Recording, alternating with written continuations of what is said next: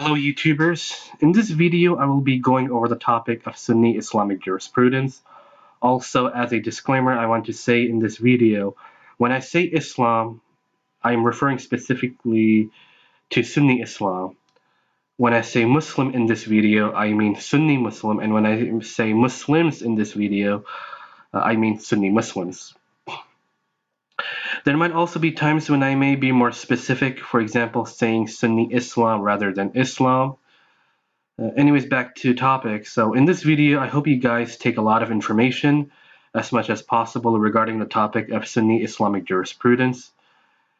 Now, you as the viewer may be wondering, why should I learn about Islamic jurisprudence? Well, to begin with, we live in an age where unfortunately there is a significant amount of ignorance regarding Islam, and I could be generous by saying significant amount of ignorance.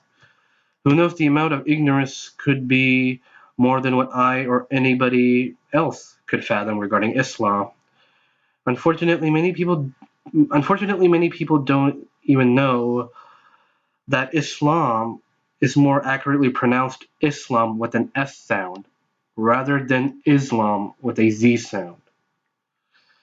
By learning about Islamic jurisprudence, you will have a better understanding of how the laws of Islam are to be understood, which includes the controversial topic of Jihad. Islam has a rich history of religious scholarship, and I think it would be a shame for people to be deprived of such knowledge.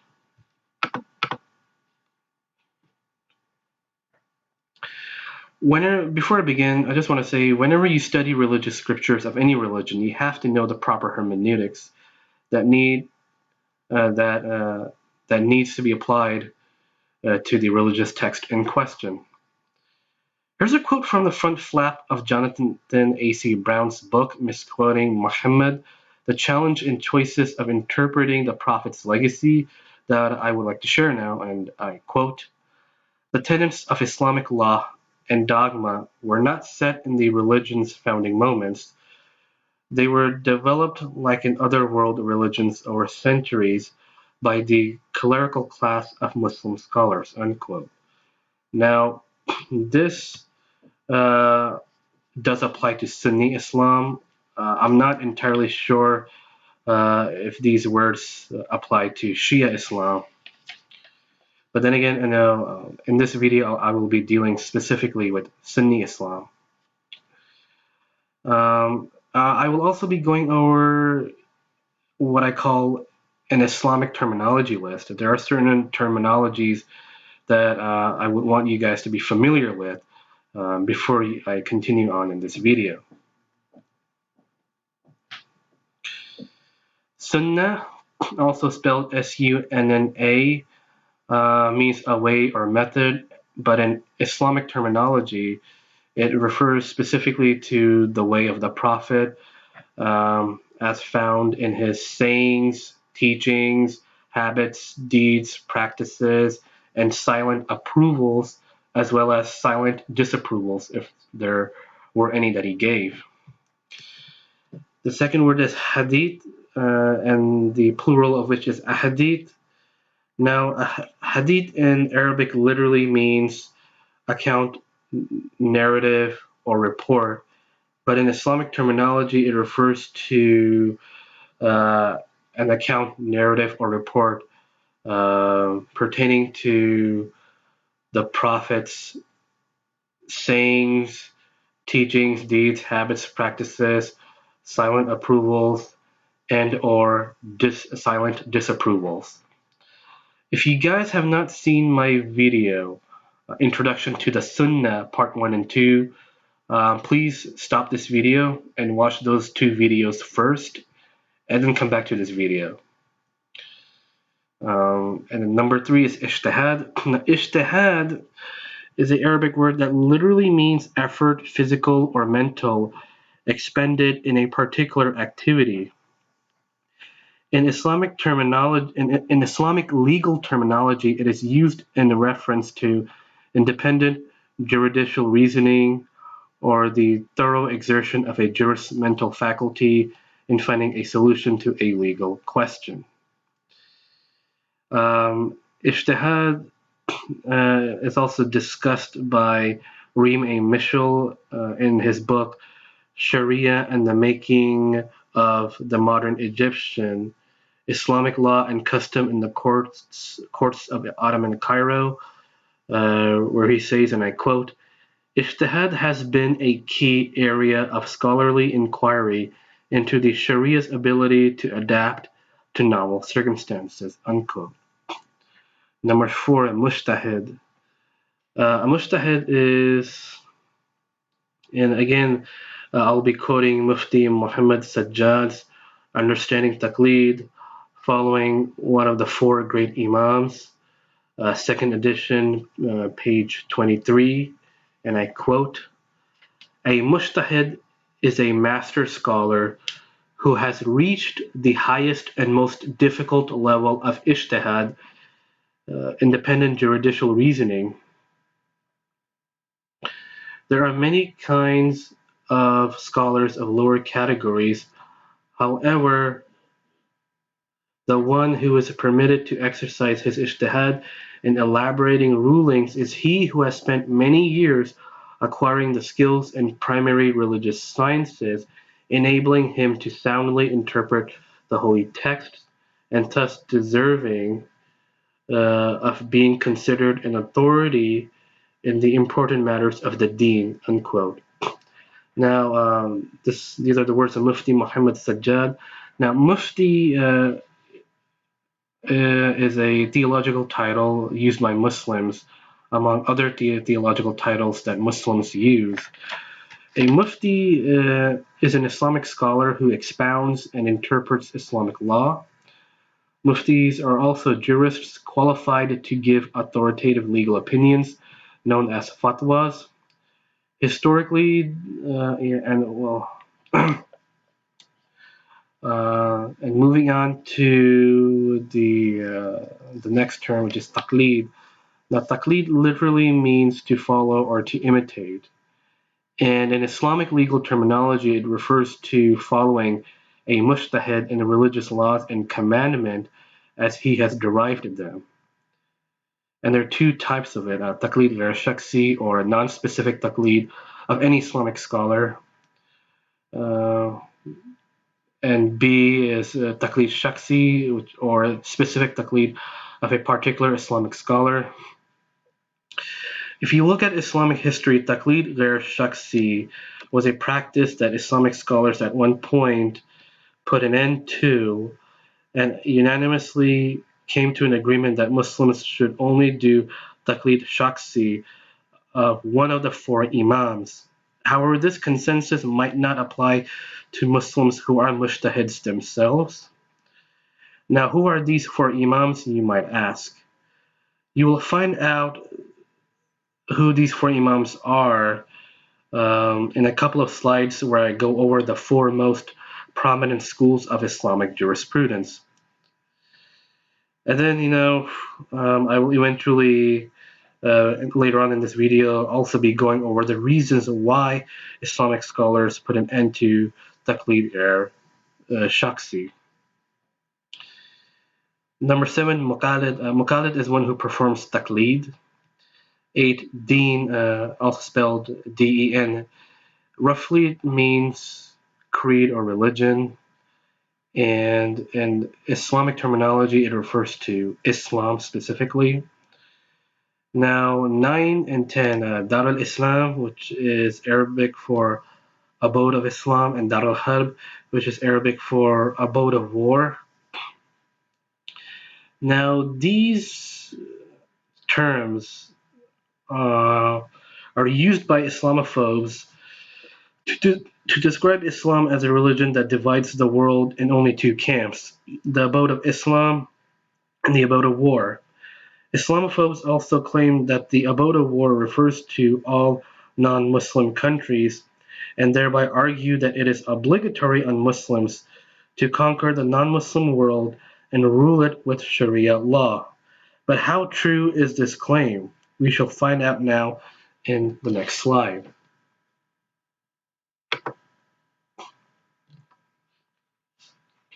On page 71 to 72 of War and Peace in Islam, the uses and abuses of jihad, edited by H.R.H. Prince Ghazi bin Muhammad, Professor Ibrahim Kalin, and Professor Muhammad Hashim Kamali, read the following, and I quote: "The label abode of war signifies that the land in question is not in treaty with the Muslims, and that hostilities can break out any time.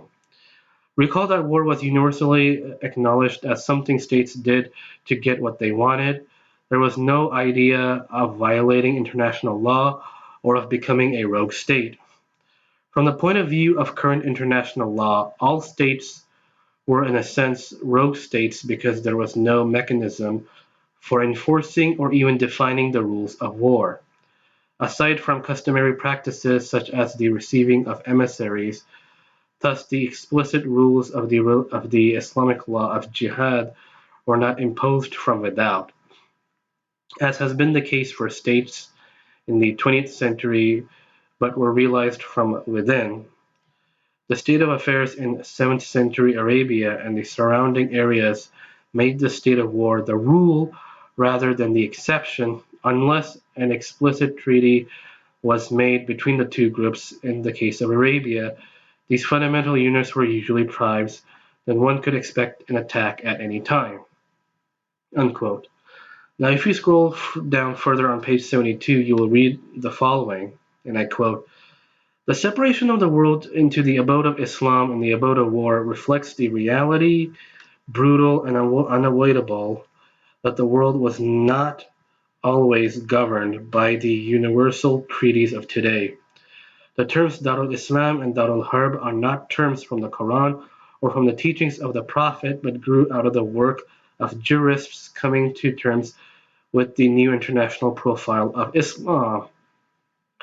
As such, they also coined terms such as Darul Sulh, abode of reconciliation, and Darul Ad, abode of treaty, referring to those lands not ruled by Islam, but with which the Islamic State had some sort of peace agreement." Unquote. Is there a Quranic basis for taqlid? Does Islam teach that there exists a religious authority outside of the Quran and Sunnah? The answer to both of these questions you will find is a yes. The Quran itself says in chapter 4 verse 59, and we read, "O ye who have believed, obey God and obey the messenger and those in authority among you." Unquote. The following words in italics are taken from Mufti Muhammad Sajjad's Understanding Taqlid, following one of the four great Imams, second edition, which is a source that I was quoting earlier when going over the word mujtahid. In it we read, and I quote, "According to Ibn Abbas and Mujahid, as recorded by many authorities in tafsir or exegesis, state those authorities amongst you are the Islamic jurists who alone have the skills to derive laws from the Holy Quran and Sunnah." Unquote. Now, let me give a brief introduction on who Abdullah ibn Abbas is, also known as Ibn Abbas. Abdullah ibn Abbas was the Prophet's cousin, and he was born in 619, whereas the Prophet was himself born in 570 or 571 AD. According to Sunni belief, he is the father of the discipline of Quranic exegesis. According to Sunni Islam, the Prophet prayed for him to receive the wisdom regarding the interpretation of the Quran. Um, knowing the ingredients required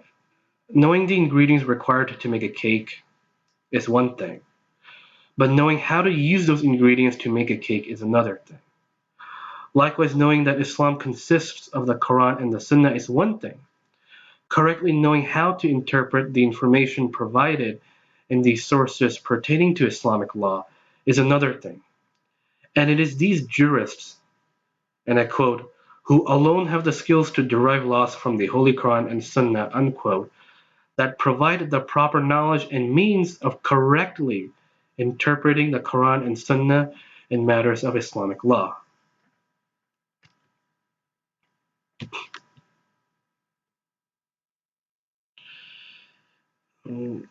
Proper hermeneutics in the prominent four schools of Islamic jurisprudence. Islam gets its hermeneutics of the Quran and the Sunnah regarding matters of Islamic law, such as Jihad, from the different schools of fiqh or Islamic jurisprudence. The Arabic word fiqh literally means full comprehension or deep understanding, but in Islamic terminology, it is used specifically in reference to Islamic jurisprudence. Anyways, back to the bullet point. From the different schools of fiqh or Islamic jurisprudence called madhabs, or schools of thought within Islamic jurisprudence. There are four prominent schools of fiqh or madhabs in Sunni Islam: Hanafi, Maliki, Shafi, Hanbali. The Hanafi school of Islamic jurisprudence was is named after Islamic jurist Imam Abu Hanifa. The Maliki school was founded by Imam Malik. The Shafi school was founded by Imam Shafi, who was a student of Imam Malik. And the Hanbali school was named after Islamic jurist Ahmad bin Hanbal and was institutionalized by his students.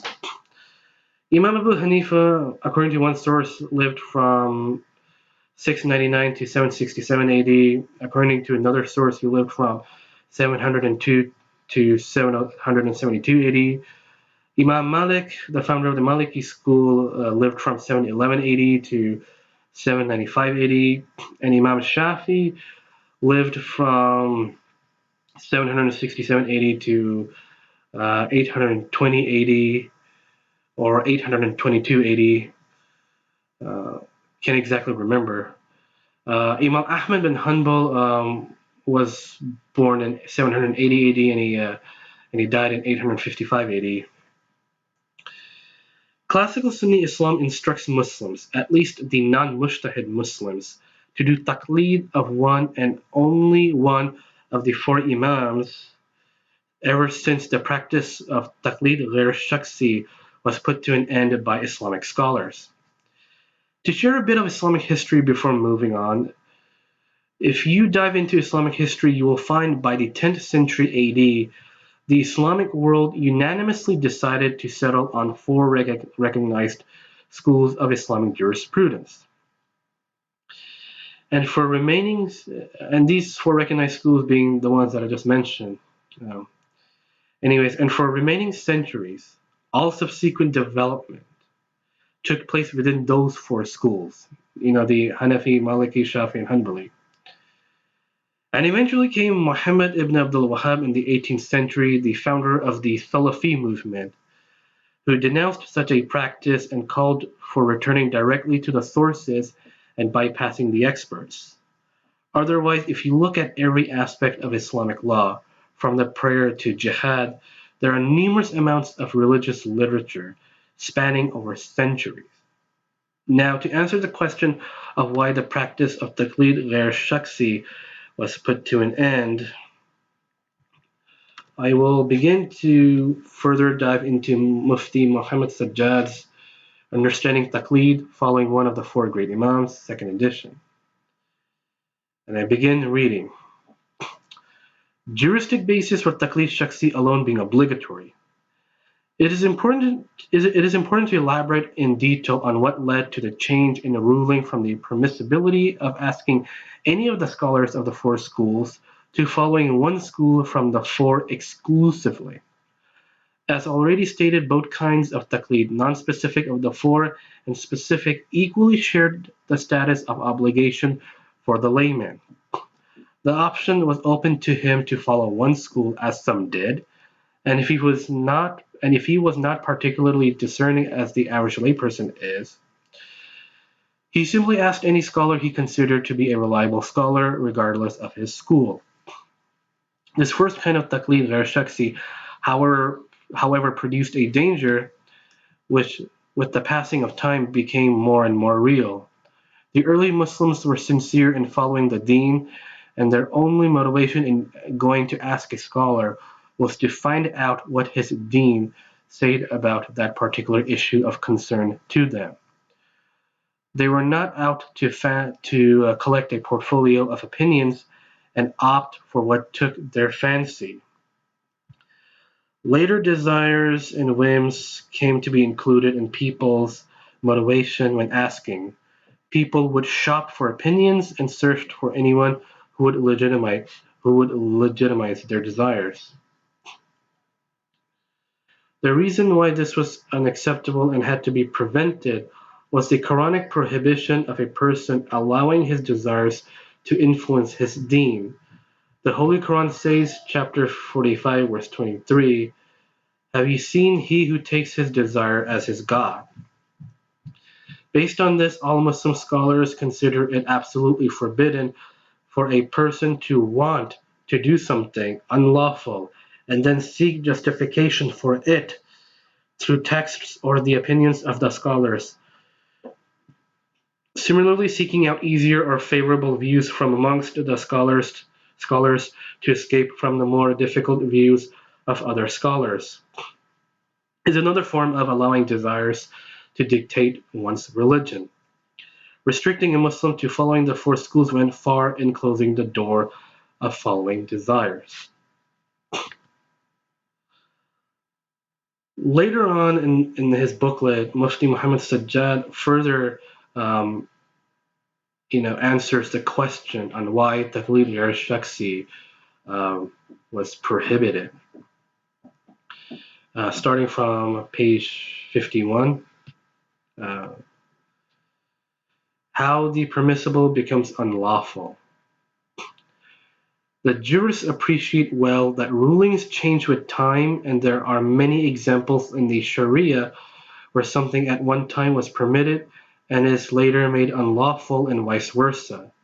In consideration of the higher principles of the deen, one such principle is sadan lil bab, or blocking the means. It's a principle that is found in the Holy Quran and Hadith. In Surah Al-An'am, which is one of the chapters of the Quran, verse 108, Allah said, "Do not revile those whom they invoke other than Allah, lest they should abuse Allah in transgression without having knowledge."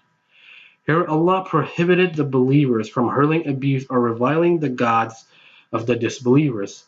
This prohibition was not due to the gods having any sanctity or holiness.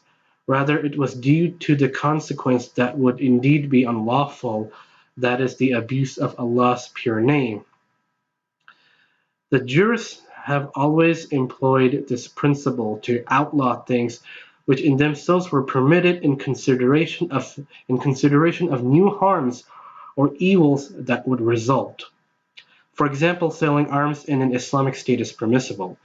Expert jurists, however, declared selling arms unlawful at a time of civil war, as killing the life of a believer is from the gravest of sins, whichever side he may be on.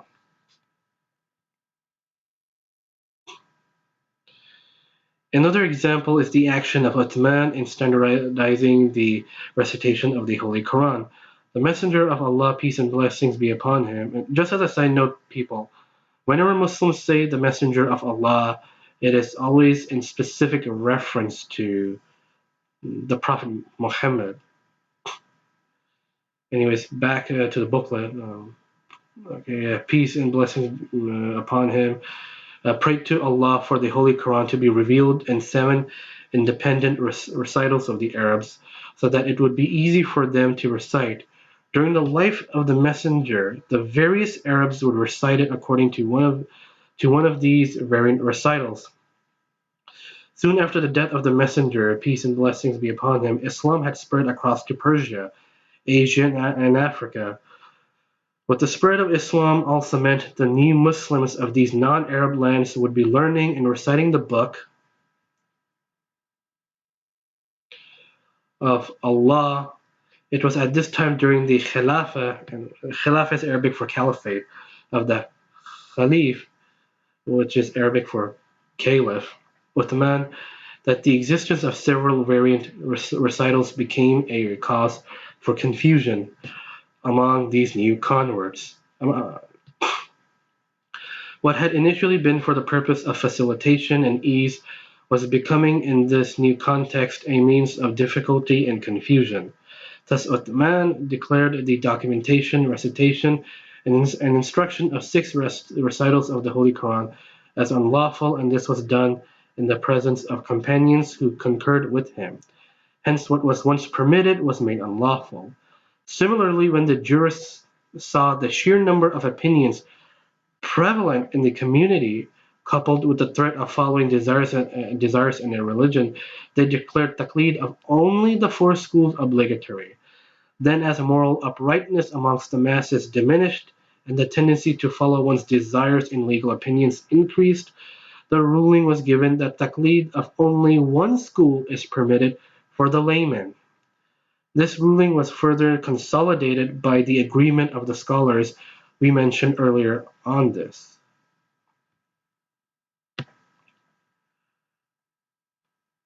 Now, I'm going to conclude part one of this video series.